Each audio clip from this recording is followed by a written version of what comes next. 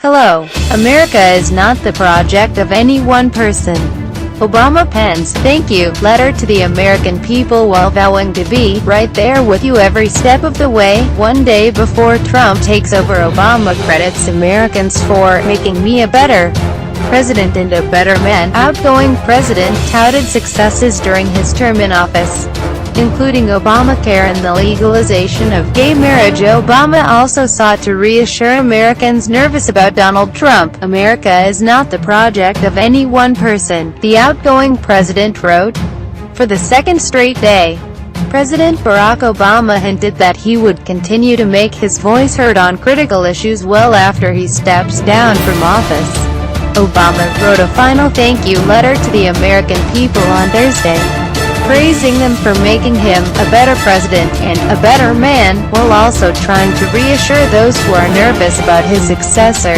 Obama, who is officially due to step down on Friday when President-elect Donald Trump takes the oath of office, praised the American people as the source of goodness, resilience, and hope from which I've pulled strength. Obama said that he wrote the letter before penning the traditional note that he would leave for Trump to see when he enters the Oval Office.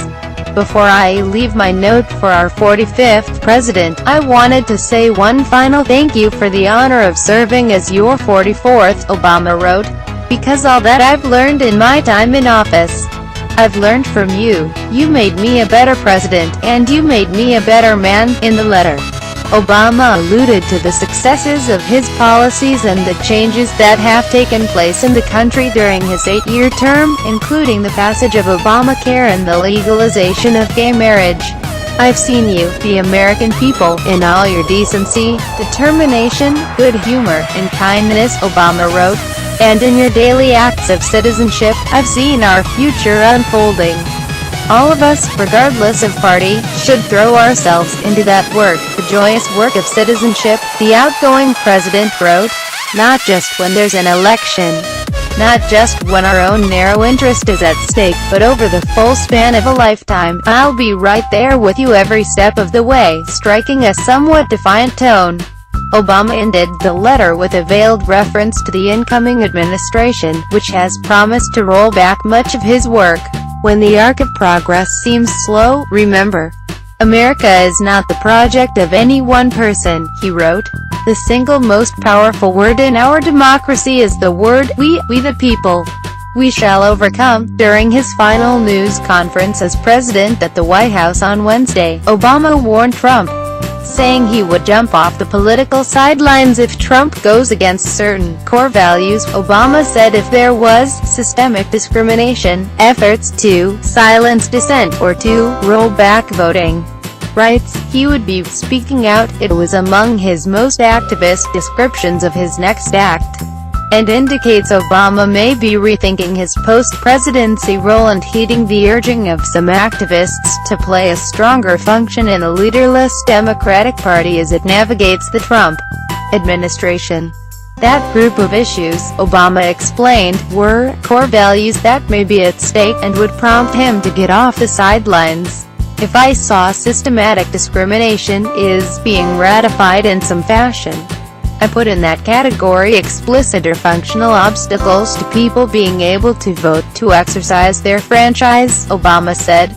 He continued, I put in that category institutional efforts to silence dissent or the press. He saved some of his most impassioned remarks for Dreamers.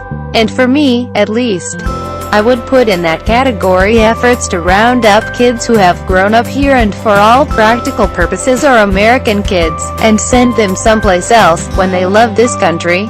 They are our kids' friends and their classmates and are now entering into community colleges or in some cases serving in our military. The notion that we would just arbitrarily, or because of politics, punish those kids, when they didn't do anything wrong themselves, I think would be something that would merit me speaking out. It doesn't mean that I would get on the ballot anywhere. His comment about Dreamers references immigrants brought here illegally as children. Obama issued executive actions to protect them from deportation, but their fate is now in limbo. Trump said on Wednesday that he would consider softening his stance on the Dreamers. The incoming president said his administration is working on a plan that will make illegal immigrant children very happy, and it will done in the next couple months. Trump reiterated his plans to build a wall along the border with Mexico and crack down on unlawful immigration. But he called the plight of Dreamers a very tough situation, indicating in an interview with Fox and FR. But he called the plight of Dreamers a very tough situation, indicating in an interview with Fox and Friends that he's thinking about letting them stay. The president-elect said in the course of his campaign for the White House that illegal immigrants of all ages would be sent out of the country. Only the good ones would be allowed to return. Trump stated. He vowed to overturn President Obama's executive orders directing immigration officials to focus their efforts on deporting criminals, shielding children through his Deferred Action for Childhood Arrivals program. After some pleading from exiting President Barack Obama and immigration reform advocates, including some Republicans in Congress, Trump seemed to soften his stance. He told Time magazine in early December that he wanted to work something out for illegal immigrant children, known as Dreamers. "I want Dreamers for our children also. We're going to work something out. On a humanitarian basis it's a very tough situation," he said. "We're going to work something out that's going to make people happy and proud. But that's a very tough situation." Thanks for watching.